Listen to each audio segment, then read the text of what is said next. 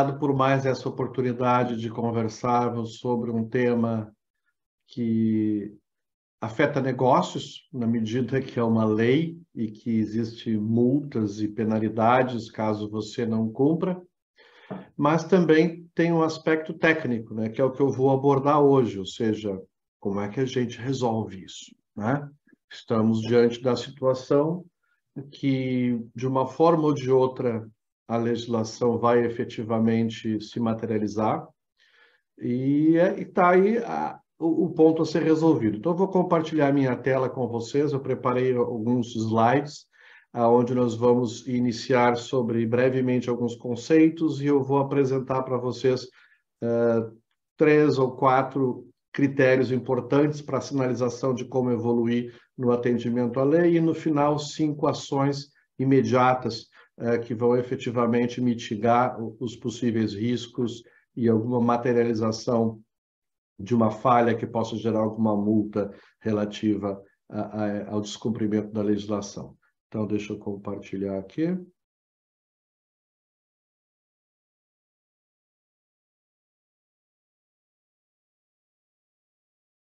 Muito bem.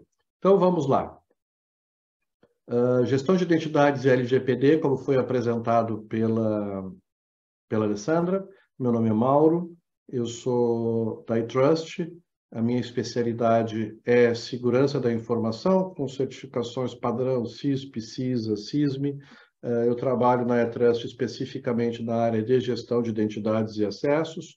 Eu também tenho atividade acadêmica, fui professor e atualmente também eu atuo normalmente em cursos de cibersegurança, ou curso de pós-graduação em cibersegurança, atualmente numa universidade local, a Unicinos. Tá? E essa bagagem me permite, então, contar um pouco de história, né? E um pouco das histórias, compartilhando com vocês como a gente pode enfrentar esse tema. Nós vamos ver hoje, então, um pouquinho do aspecto do que é a gestão de identidade local e na nuvem, para que se caracterize qual é o tamanho do caroço desse angu, né? E qual é o problema que nós temos que tratar e resolver. Vamos ver um pouquinho também identidade digital, né? Por que se diz que isso é o novo perímetro? E por que eu tenho que tomar cuidado com isso? E, no final, como ferramenta, né? Onde é que a gestão de identidade pode te ajudar a, como ferramenta, diminuir a tua exposição aos muitos perigos dessa vida, como dizia o poeta? Já existe PCI, Sarbanes-Oxley, apenas para citar duas, que já há muitos anos acompanham o nosso mundo corporativo. Então, se você está no mundo corporativo de uma empresa com ações na Bolsa, você, em algum momento, se deparou com a Sarbanes-Oxley, que exige, entre outras coisas, proteção dos dados, proteção das informações. PCI para informações financeiras, ou seja, transações financeiras, também, evidentemente, exige resguardo, por exemplo, de informações de cartão de crédito e vinculação disso à pessoa. O GDPR europeu prima da nossa LGPD.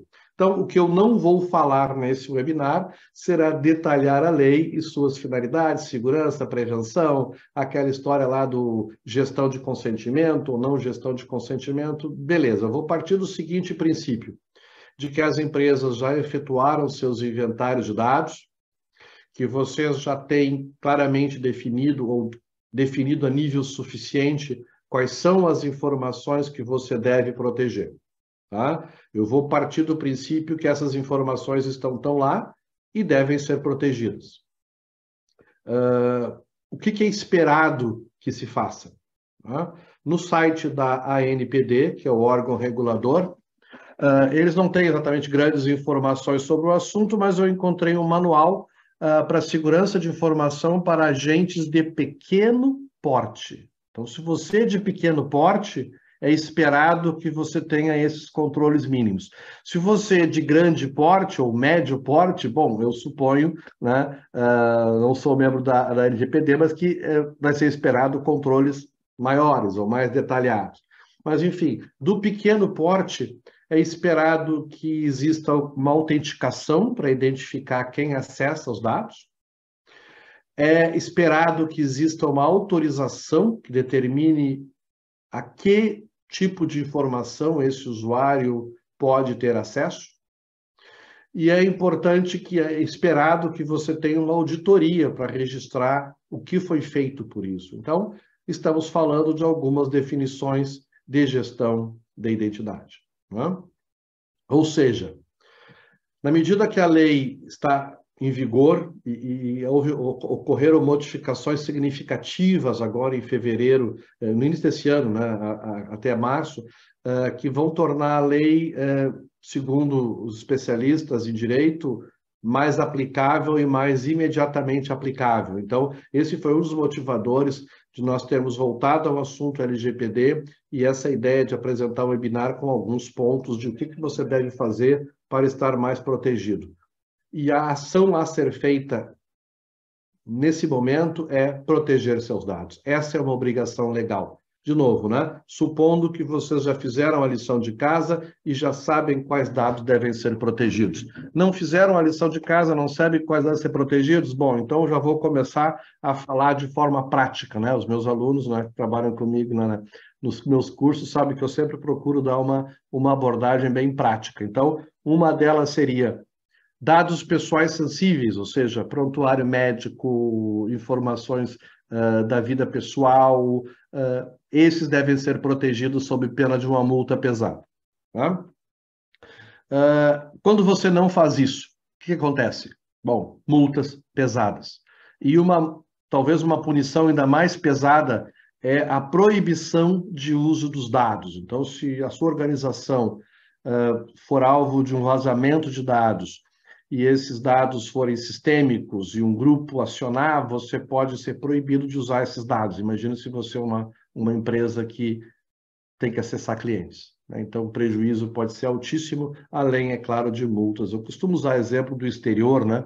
Porque a gente sabe que no Brasil não há necessidade, né? A gente sabe que no Brasil os controles estão implantados, né? Então a gente sabe que jamais haverá necessidade de multar alguém apenas porque pessoas demitidas têm acesso ao sistema, que profissionais têm acesso não autorizado, que direitos são compartilhados, né? Que os direitos não são revisados. Imagina, isso é coisa de português, é coisa de holandês, alemão, né? No Brasil, a gente faz revisão de dados, no Brasil a gente sabe quem tem direito, né? Então, vamos ver, né? Vamos ver como é que isso é feito, né? Então, vamos começar pelas perguntas. De forma prática, que devem ser respondidas quando você estiver se questionando sobre se você está em risco ou não de não cumprimento de uma boa prática, entre outras coisas, para atender a LGPD. Você sabe quem tem acesso aos seus dados? Você sabe quem tem acesso aos pastas de rede? Aquele sistema que trata informações que inclui dados pessoais das pessoas? Você sabe quem tem acesso a isso? A gente sabe quem tem a chave da casa? Deveria saber, né? Então, no meio da noite, você pode acordar com um completo estranho no seu quarto, né? Você pode acordar com um completo estranho acessando dados do seu sistema. Então, primeira coisa, quem tem acesso aos seus dados? E aí começa a expectativa, né? As pessoas, em geral, o homem da rua, o homem comum, a pessoa comum, principalmente agora que nós estamos com tecnologia evoluindo dramaticamente, né? A inteligência artificial, uma pergunta comum hoje é quem não está usando o IA. Não vou citar o nome dos programas de IA, mas esses vários que tem por aí, que você usa para escrever texto, escrever programa, trabalhos, artigos, é isso, né?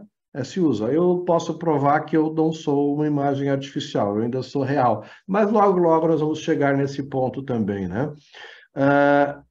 As pessoas, até por essa exposição à tecnologia, elas acabam achando que é mágico, né? Então, os direitos são concedidos magicamente, a proteção existe magicamente, os acessos se resolvem, porque no meu browser eu clico e vou para lá e para cá, né? Bom, na vida real não é assim, né? Na vida real nós temos uma miríade de sistemas, informações para cá e para lá, e não raro dados pessoais e dados pessoais sensíveis em ambientes diferentes. Eu citei aqui apenas alguns dos principais, né? Google, Office, AWS e por aí afora. que são os sistemas, voltando lá para aquele termo, a recomendação, né, da NPD e do bom senso e das boas práticas, ISO, COBIT, qualquer uma dessas normas que você venha pesquisar, lhe dizem que você tem que controlar a autenticação e autorização. Onde é que você autentica e autoriza, né? Lembrando, autenticação, você provar que você é quem é você mesmo, né? Isso normalmente é feito através de uma senha facilmente descoberta, enfim, a senha está morta, viva a senha, né? Mas você autentica, então, em algum lugar. Os mais votados, Active Directory, o popular Rede, Google, Oracle, Active Directory, Amazon, né? Então, os fornecedores de autenticação, tanto local quanto na nuvem. Bom, bons tempos aqueles em que éramos felizes e não sabíamos. Nós reclamávamos do Kerberos, que é um programa de computador muito associado à Microsoft, que garante a autenticação dos computadores locais. Quando você está numa rede de computador numa empresa e você autentica na rede, muito provavelmente o protocolo, ou seja, a linguagem de comunicação sendo usada é Kerberos, que é o cão de três cabeças que, segundo a lenda, guardava o inferno, né? E nós, que fomos administradores de rede, eu fui na época, reclamávamos disso como se fosse realmente o inferno, e éramos felizes e não sabíamos. A nossa felicidade era que a autenticação, a autorização, os controles, bases de dados estavam restritos ao nosso ambiente. Você estava restrito aos muros da empresa, protegido por um firewall, que naquela época firewall não deixava nada entrar, né? Hoje a gente tem que ter interações várias, mas enfim, esse era o mundo onde nós éramos protegidos pelo Kerberos, o cão dos infernos, né? Acontece que o mundo mudou, como o mundo sempre muda, e nós passamos a ter necessidade de trabalhar com autenticações e autorizações na nuvem. Então, eu vou citar alguns exemplos aqui, quase aleatórios, mas a AWS, onde você tem as suas estruturas das VPCs, onde você cria seus servidores. Para acesso a elas, você utiliza estrutura de IAM, que basicamente são grupos e policies, que são conjuntos de direitos aplicados ao acesso, né? Você tem Cognito, que basicamente permite que as aplicações falem um protocolo de autenticação, SAML, para que você autentique uma vez e navegue entre as várias aplicações. Mas lembrando, isso envolve que você tenha papéis dentro do IAM, que você tenha usuários, que você tenha grupos, que você tenha policies e que você aplique tudo isso. Aí a pergunta, manualmente? Controlar dezenas ou centenas de policies, e quem já entrou no ambiente IAM da AWS, literalmente não são centenas de policies, são mais do que isso, fora aquelas que você precisa criar. Tá? Apenas seguindo nesse exemplo, que basicamente, conceitualmente, ele é muito semelhante a todos os outros, VPCs, autenticações, um IAM por trás, que basicamente é um controlador de acesso, né? Mas você tem, só para citar um exemplo do S3, que é um bucket, que é um local onde você coloca dados, coloca informações, já que estamos falando de LGPD e dados, né? Esse é uma das famosas ou mais conhecidas formas de vazamento de dados. É extremamente comum, ou bastante comum, as empresas colocarem dados nos buckets e nem necessariamente evoluírem para a criação de grupos, de policies vinculadas ao IAM, dando direito, retirando direito, ou seja, controlando o acesso a esses baldes, né, cheios de suculentos dados que normalmente vazados vêm a causar prejuízo para a empresa, né? Bom, é isso. Policies, dados, grupos. Se você trocar, jogar fora a Amazon e for para Google, ou for para Oracle, ou vier aqui para a AWS, Azure, perdão, você cai nos mesmos conceitos. Você também precisa ter grupos para que as aplicações, usuários de serviço sejam vinculados. A tua autenticação pode ser feita direto no Azure, usando protocolos REST, ou ela pode ser feita no LDAP Azure, usando o velho protocolo LDAP. Eu estou citando sopa de letrinha aqui, mas os técnicos, quem tem o conhecimento mais do dia a dia vai entender o que eu estou falando e já percebe essa complexidade, e quem não é técnico, é mais de processo, entenda que é complexo mesmo, tá? E que é humanamente impossível gerenciar isso de forma manual ou via scripts, tá? E uma das tendências de autenticação, autorização, ainda agora e no futuro, é que, premidas por custo, por onipresença, por disponibilidade, as empresas e organizações precisam de ambientes híbridos. Um exemplo simples de ambiente híbrido é quando você possui tua estrutura interna, que é o velho AD, que está lá num canto ainda, mas gerencia aquele conjunto de aplicações importantes. Você contratou alguma estrutura, por exemplo, na AWS, ou na Google, ou na Office, enfim, e você contratou também alguns serviços lá na Azure, e tudo isso tem que ser gerenciado. Você anota onde as informações disso em papel de pão, numa planilha.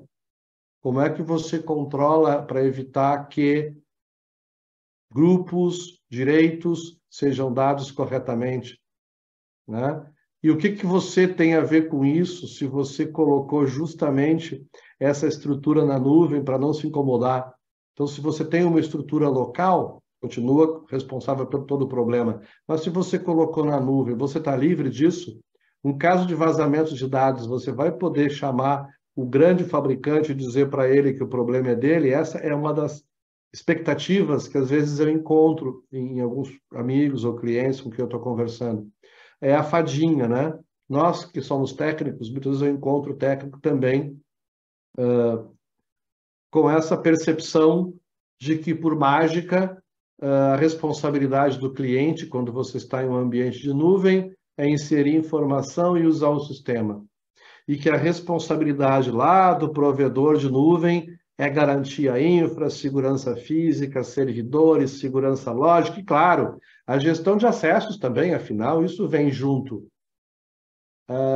Nem sempre, cara pálida, tá? Então, alguns casos também mais famosos, é bem claramente a gestão de acesso e identidade, ela fica responsabilidade do customer. O cliente é responsável por essa camada. Na Azure, Account and Identities, responsabilidade sempre mantida pelo cliente. São os exemplos de contratos a que eu tive acesso, que estão disponíveis nos sites. Então, salvo que você tenha uma contratação diferente, com cláusulas específicas, você continua responsável pelos dados e pela gestão de identidade, esteja onde isto estiver. Isso, juridicamente, quer dizer que você tem que responder por isso. E que, então, gestão de identidade é efetivamente, e por isso, efetivamente, é o novo perímetro. O novo perímetro no sentido que, se você não vou entrar nos detalhes técnicos da lei, né, operador, responsável, mas puxando para cá, você é responsável pela proteção desses dados, né? Algumas perguntas têm que ser respondidas. Quem tem acesso aos dados, aquela pergunta inicial do Sherlock, né? Quem tem a chave da sua casa? Mas um pouco além disso, você vai também ter que responder para que você possa, em uma situação extrema, ser a vítima e não alguém negligente. Então, quando você consegue responder essas perguntas corretamente, e vamos ver logo adiante nos próximos slides, quais são os processos que você deve implementar e automatizar para garantir que essas perguntas estão respondidas de forma consistente, você deixará de ser provavelmente acusado de negligência caso aconteça alguma falha.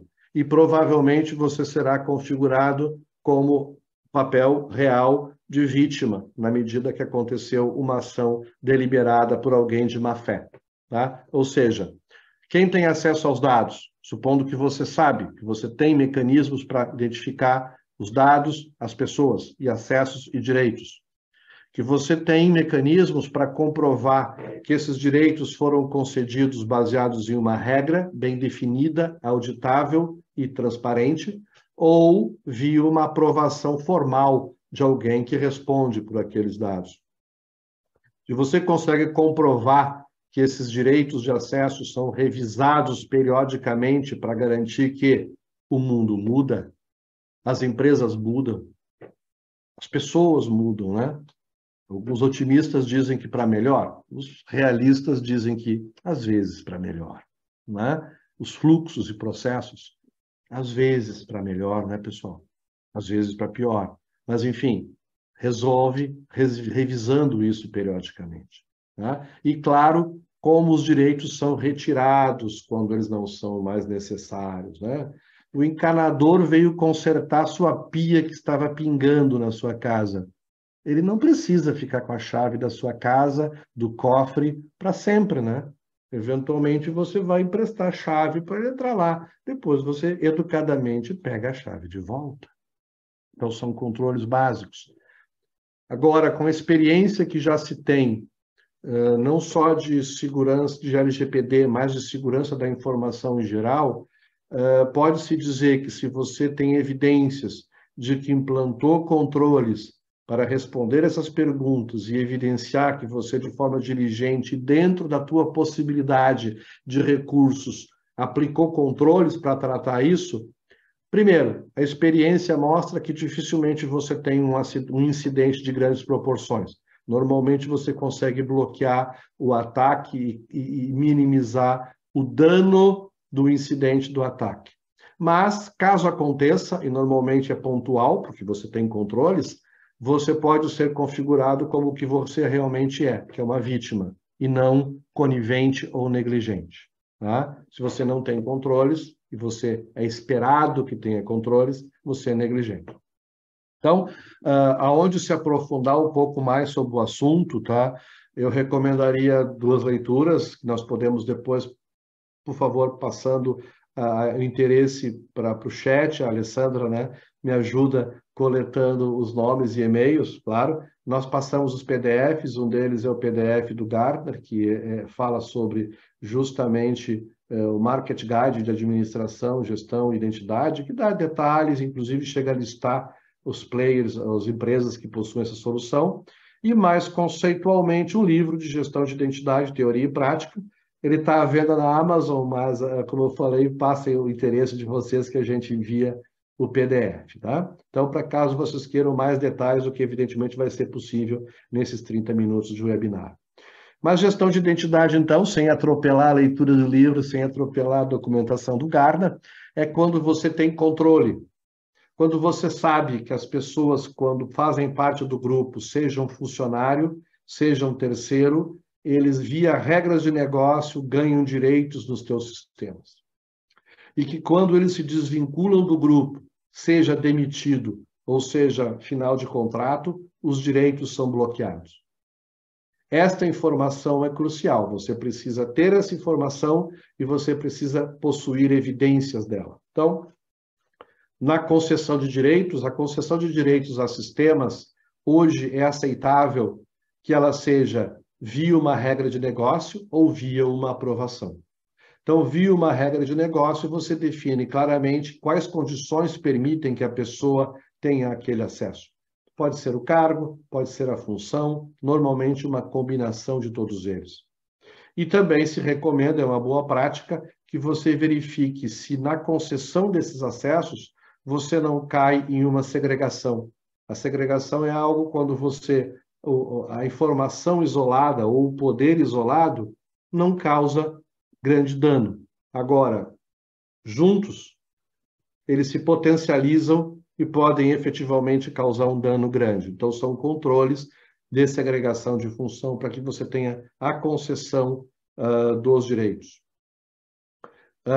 Revogação. É comum histórias de horror, né? Onde a pessoa deixa a empresa, fica meses, retorna e está lá o username e os direitos esperando por ela, como se nada tivesse acontecido. É uma piada se não fosse triste, né? Isso acontece e a forma de resolver esse problema é automatizando o processo e automatizando o controle sobre esse processo. A automatização do processo é quando você possui uma ferramenta, né, que integra diretamente com o teu sistema de recursos humanos e integra ou suporta a tua relação com terceiros. De forma que No momento que o teu relacionamento, regido pela CLT, com funcionários ou estatutários, ou regido por um contrato entre partes, como teus terceiros, clientes, fornecedores, quando ele for rompido, você tenha mecanismos para revogar o acesso às informações que essas pessoas ou entidades possuíam em virtude do relacionamento que existia. Tá? Então, ninguém se casa para separar. Agora, se você está se separando do seu ex ou da sua ex, uma das primeiras ações é separar a conta conjunta, né? Cada um com a sua conta no banco. Então, se a pessoa não faz mais parte do seu grupo, revogue os direitos. Isso só funciona, na prática, quando você automatiza o processo e possui um controle verificando se as revogações foram efetivamente executadas de forma tempestiva, no tempo correto, no tempo planejado, e gera evidências para que você possa auditar o processo e implantar a melhoria contínua. Né? Voltando ao que eu comentei lá no início, né, concessão e revogação. Revogação, óbvio, necessário bloquear os direitos. A concessão, as boas práticas, normas, regulações e auditorias te perguntam se aquele direito que está no sistema, ele foi concedido ou via um conjunto de regras, como já vimos no início, previamente estabelecida e bem definida e, portanto, auditável, ou foi uma aprovação. O termo técnico seria uma aprovação discrecionária, DAC, para quem é de segurança de informação, né? Não precisa checagem do público, mas quem é de segurança de informação cai no exame de CISP, CISA, CISB, né? Que é Discretionary Access Control. A forma onde alguém, de forma discrecionária, aprova o direito de acesso a outra pessoa. Esse direito de acesso, você trabalha e normalmente você regula uma aprovação mais simples, é um acesso a uma informação pública ou quase pública. Então, você pode pedir a aprovação apenas do gestor da pessoa. É uma informação dado sensível. Prontuário médico, que é o exemplo que eu gosto muito de usar, essa eu recomendo fortemente que você tenha uma aprovação adicional de alguém que consiga, como se diz muito no jargão de tecnologia, ver a floresta e não só a árvore, né? Então, uma aprovação adicional. E, eventualmente, dependendo do tipo de informação, pensar na possibilidade de criar segregação, porque, eventualmente, uma parte da informação somada com outra parte da informação gera uma informação sensível e aí sim pode vincular uma pessoa. Enfim, não, como prometi que não ia entrar em detalhes da lei, né? Estamos protegendo a informação. Então, segregar funções é uma das formas de proteger informações muito críticas. E, claro, os fluxos de aprovação. Concedeu, revogou e revisou. Bom, no mundo ideal, isso seria suficiente, não, né? Agora, o mundo não é ideal, né? Então, no mundo não ideal, é importante que você tenha uma verificação constante de que te avise, que te informe aqueles direitos que não foram aprovados. Então, você tem um servidor, né, que contém lá informações, e alguém com acesso direto a esse ambiente, seja por falha, seja por fraude, né? Tem um ditado antigo que diz que você não precisa imaginar maldade, aquilo que pode ser explicado pela simples incompetência. Então, muitas vezes é um erro humano que permite que alguém tenha um acesso não autorizado. Esse erro humano, sim, pode gerar um uso de alguém roubar a informação. Mas, enfim, então é importante que você tenha um processo que te identifique se algum direito de acesso àquela informação sensível não foi formalmente aprovado. Se foi erro, fraude, isso você vê depois na investigação do incidente. Mas você tem que bloquear isso imediatamente. Por exemplo, com um processo que te gere um alerta, que eu peguei um exemplo de uma ferramenta onde ele dá o seguinte alerta. O sistema detectou uma conta órfã. Por que órfã? Não tem pai nem mãe, né? Apareceu uma conta lá no sistema. No servidor de rede Active Directory. Olha aqui, um usuáriozinho FTP, Ação realizada pelo sistema, bloqueou a conta. Então, o controle não é apenas informativo, ele também é reativo. Ele foi lá, bloqueou a conta. Por que ele bloqueou a conta? Porque ele identificou um direito não autorizado. Esse usuário estava com acesso ao grupo dados pessoais sensíveis e não é permitido que ele tenha acesso a dados pessoais sensíveis se ele não for devidamente aprovado na gestão de identidade. Então, esse é um exemplo típico de que, não havendo esse controle automatizado, o que aconteceria? Bom, uma grande possibilidade é que esse usuário indevido coletasse informações e usasse isso de forma indevida, né? Dentro do âmbito da LGPD ou, eventualmente, da segurança de informação como um todo, causando uma fraude para a empresa. Tá? Então, esse é um exemplo típico de uma detecção, onde você detecta um direito não autorizado e avisa, e dispara uma ação. Então, o aviso foi o incidente de segurança. A ação foi o bloqueio da conta motivado pelo direito não autorizado, no âmbito da confidencialidade da LGPD. Ok. Por que eu falei primeiro desses fluxos de concessão, revogação e identificação de conta órfã? Porque esses, baseado na experiência que eu tenho como administrador de rede, muitos anos, depois como profissional de segurança e também como professor, conversando muito com os alunos, né? Essa aí não é cascata, aquela ideia que a gente aprende muito com o pessoal é verdade, né? Porque são pessoas que são profissionais que estão no dia a dia. Quando você... E isso gera base de conhecimento, e essa base diz que quando você implanta esses controles básicos, você efetivamente reduz drasticamente as possibilidades de incidentes de segurança. Criação de direito, revogação de direitos, direitos divergentes e autenticação usando o multifator, ou seja, um fator adicional na autenticação, são os 4 pontos mais lembrados após incidente. O que eu quero dizer com isso? Eu quero dizer que tem pesquisas, depois também a gente pode fornecer as informações das pesquisas, mas que mostram que a empresa, a organização sofreu um ataque. Dados foram roubados, ela foi parar no jornal, manchete, fraude. Você chama o profissional de segurança, a infra, o pessoal envolvido e pergunta: o que você teria feito que teria evitado ou minimizado esse problemão que você teve? Mais de 80% dos casos é concessão, revogação, direito divergente e autenticação forte. Teria minimizado ou evitado o problema.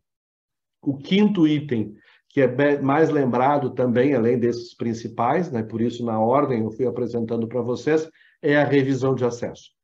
Um outro lembrado também pós-ataque se eu tivesse feito uma revisão uma vez a cada ano ou a cada 6 meses, nós teríamos identificado aquelas contas que não faziam sentido, elas teriam sido revogadas e eu não estaria na situação que estou hoje aqui. Tá? Então, concessão, revogação, direitos divergentes, multifator para autenticação e revisão de acesso. 5 pontos extremamente importantes. O que é uma revisão de acesso? Quando você tem uma alteração significativa nos dados da pessoa, a pessoa trabalha ela é administrador de rede, que tem poderes de acesso à base de dados, e ela muda para o marketing. Esses direitos têm que ser retirados. É um terceiro que fazia uma atividade e passou para outro contrato. Os direitos têm que ser retirados. E para retirar isso, o processo é uma revisão, onde você pergunta ao responsável se aquele direito deve ser mantido e deve ser retirado. Mas por que você está recomendando automatizar isso com uma ferramenta? Bom, só quem já fez uma revisão de dados baseada em planilha sabe por que tem que ser automatizado. Tá? Uma revisão baseada em papel ela é lenta, pouco confiável e absolutamente contraproducente, porque muitas vezes você gera o gestor, revisa de qualquer jeito e retorna, e isso não te dá o objetivo, né? É um para inglês ver. Quando você, por outro lado, usa uma ferramenta que permite efetivamente apresentar para o revisor os direitos que as pessoas têm, porque você tem, lembra, concessão, revogação, divergência, conta órfã, ele normalmente executa com mais atenção, porque as pessoas também não são bobas, né? Elas veem que quando você está brincando a sério, a coisa é séria. Então, com uma ferramenta fica mais fácil, mais acurada, e o resultado efetivamente é melhor, porque você gera evidências do que está fazendo, isso pode ser apresentado para um auditor e te dá subsídio para melhoria contínua. Revisão de acesso é melhoria contínua, né? E ela pode ser feita, como eu falei, quando você tem uma mudança significativa na situação da pessoa ou na situação da informação, ou periodicamente, né? É salutar, é sanitário você revisar periodicamente os direitos que as pessoas têm nos sistemas, principalmente nos ambientes críticos. Uma revisão de direitos, agora, como eu prometi, falar coisas bem práticas, né? Então, deixa eu dar algum exemplo prático de o que você precisa ser feito e quais são os principais percalços ou cuidados, ou o que não fazer em uma revisão, né? Então, normalmente você programa uma revisão, né? Nesse caso aqui pelo gestor da pessoa, poderia ser pelo gestor do perfil de direito, pelo acesso. O que você vai fazer caso essa revisão não seja feita? Porque se o gestor da pessoa revisando decidir mantém ou revoga o direito, o teu processo seguiu o ciclo virtuoso, né? Tinha um amigo meu que dizia círculo virtuoso. Beleza, tudo funcionou bem, mundo ideal, né? O gestor recebeu, o responsável recebeu a tarefa, ele de forma diligente foi lá e executou a revisão naquele mesmo dia, ou então dentro do prazo. Bom, às vezes não é assim, né, pessoal? Às vezes, as pessoas que deveriam fazer a revisão simplesmente não fazem a revisão. Então, qual é a ação que você deve tomar? Bom, você normalmente decide dizendo se você quer que, caso não seja revisado, você revoga os direitos ou você bloqueia os direitos. Digamos que você decide que vai bloquear os direitos quando vai fazer uma revisão. Legal? Ótimo. Só que não faça isso, mas não faça isso. Tá? Então, faça isso, mas esteja preparado para ter algum mecanismo onde você decida se essas ações devem ser disparadas automaticamente, ou seja, nós realmente queremos que os direitos sejam totalmente bloqueados, caso o gestor não revise, ou eu gostaria de, em algumas situações, ou para algumas pessoas, eu gostaria de decidir se essa não revisão do gestor vai gerar um bloqueio e vai gerar efetivamente uma revogação desses direitos. Então, puxa, mas aí você está colocando o ser humano na automatização. Sim, exatamente isso. A combinação entre processos, pessoas e tecnologia é o que entrega o resultado eficiente e eficaz. Nós estamos colocando a ferramenta, ou uma ferramenta de gestão de identidade, para garantir aqueles pontos importantes aonde você está ou não exposto no vazamento de dados ou numa fraude. Criação, revogação, conta órfã, revisão, né? E na revisão, a possibilidade de que as pessoas façam o seu trabalho, seria a revisão, mas caso não façam, você tenha mecanismos para automatizar uma eventual revogação, mas essa decisão da ação seja ainda por um humano. Na verdade, você utiliza a ferramenta com braços mais longos para permitir que alguém tome essa decisão de forma balizada e enfim, direta, né? E comunique. Minha última mensagem, o meu último ponto, né, dos pontos que eu prometi ser prático, é comunique. Como é que você comunica as pessoas? Evidentemente, qualquer sistema ou ferramenta digna do nome, você vai poder extrair relatórios, planilhas, que normalmente são usadas por auditores ou por consultores para fazer validações e testes e evidências, né, agregadas. Mas uma boa forma, ou muito importante, no mínimo, de comunicação é você agregar as informações em dashboards, em gráficos, que você possa compartilhar para as pessoas preferencialmente de acordo com sua área de interesse. Eu tenho um exemplo aqui, riscos de acesso. Quem tem interesse em saber quais são os perfis de direito com top risco, que tem informação, ou seja, que tem acesso à informação de alto risco, né? Quem tem interesse em saber quais são os top sistemas que têm acessos com alto risco? Eu diria que o Security Officer teria interesse em ver isso. Eu diria que alguém de infraestrutura teria interesse em ver isso, né? Segurança da informação, infraestrutura, compliance, talvez, para saber onde é que está pisando, né? Baseado nesses dados. E o DPO? O que o DPO gostaria de ver? Bom, esse gráfico, esse dashboard é um interessante para o DPO, mas talvez um outro mais específico, como, por exemplo, riscos de acesso direto a dado pessoal, tá? Onde você vai poder, como DPO, avaliar se tem um estagiário, por exemplo, no caso do meu exemplo, estagiário é o caso típico, né? O que esse estagiário está fazendo com direito a dado pessoal sensível? Lembrando que se você tem uma ferramenta de tudo que a gente falou até agora, você vai conseguir rastrear se esse rapaz, essa moça, recebeu esse acesso por uma regra automática, que eventualmente talvez precise ser ajustada, ou se ele recebeu o direito de forma discricionária, sendo aprovado por alguém, e aí é possível conversar com a pessoa, criar critérios e melhorar o processo, tá? Então, a informação é a base para que você possa não só transmitir, mas também coletar o retorno das partes interessadas e manter aquele processo de melhoria contínua, né? Já estamos quase no final aqui, esse é meu último slide. Eu estou entre vocês todos e dia de Copa do Brasil, né? Então, hoje é dia de Copa e nada mais importa, além do final do dia. Então, basicamente era isso que eu tinha que falar hoje para vocês. E para finalizar, o que eu faço, né?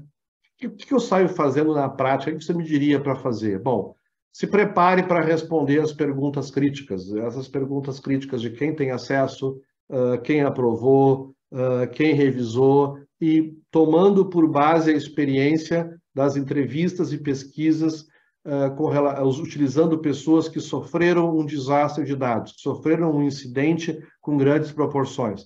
Quais eram as respostas? Eu realmente fiquei bastante impressionado quando li esses relatórios, mas era basicamente isso. Eu teria controlado melhor a revogação de direitos para pessoas ou identidades que saíram da minha empresa. Eu teria automatizado a concessão de direitos baseado em regras ou pedindo uma aprovação de alguém.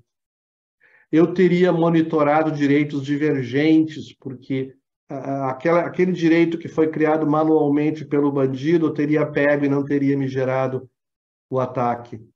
Eu teria implantado autenticação segura, um duplo fator no celular, pelo menos para os acessos mais críticos a ambientes de sistemas. Eu teria revisado, pelo menos a cada 6 meses, ou quando houvesse uma troca de departamento ou crítica no meu ambiente, eu teria perguntado para alguém se aquele direito continuava ou deveria ser alterado. E, por fim, eu teria comunicado melhor. Eu teria mantido a pessoa de infra, a compliance, o jurídico, o DPO, informados de como eu estou, informados sobre a nossa realidade. E, por isso, utilizando gráficos e informações que eu coletaria de um sistema, de uma ferramenta de gestão de identidade. Isso vai permitir que as partes interessadas tenham a visibilidade dos processos que você implantou e dos controles que estão em place, como diria o inglês, né? Que controles? Criação e revogação de direitos baseado em regras, como tudo na vida, deverão ser melhoradas.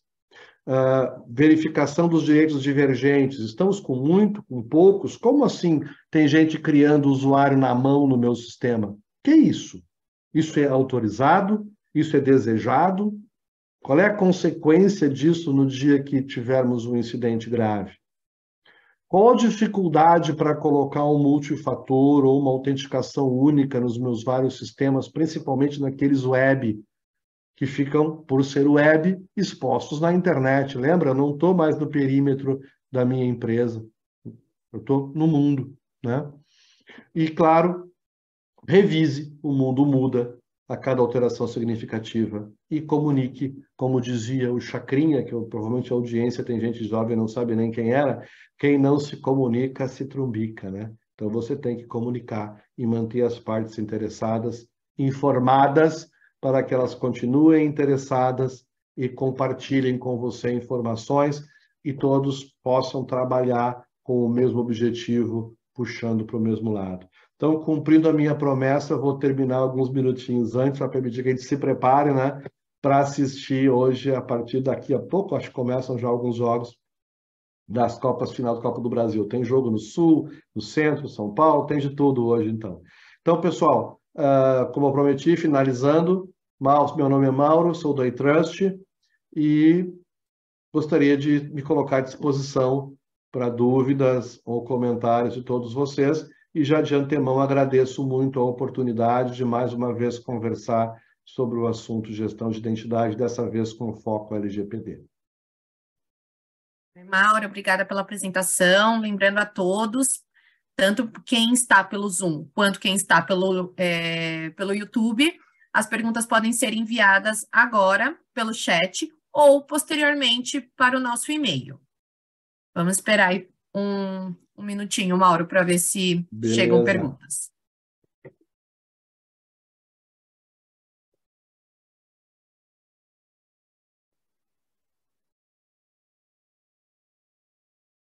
Lembrando, então, a falta de perguntas, quem também estiver interessado, aquele material que eu mencionei, tanto o livro quanto o paper, guarda, por favor, nos deixem saber, let me know, que nós temos o maior prazer de compartilhar com vocês também esse material.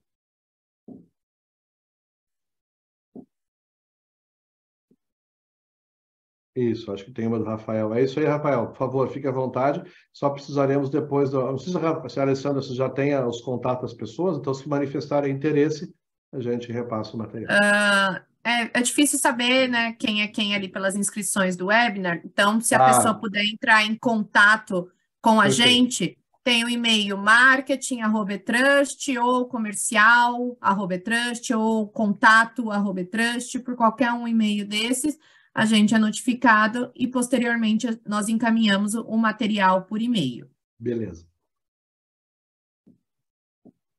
Bom, Mauro, acho que podemos encerrar, tá certo? Os contatos foram passados. Quem quiser entrar em contato com a gente para receber o material, por favor, mandar e-mail ou quiser tirar alguma dúvida, sugestão, os canais estão abertos também. Mauro, mais uma vez, muito obrigada pela sua participação. Obrigado, Alessandra. Obrigado, pessoal. Grande abraço a todos. Até a próxima. Até. Tchau.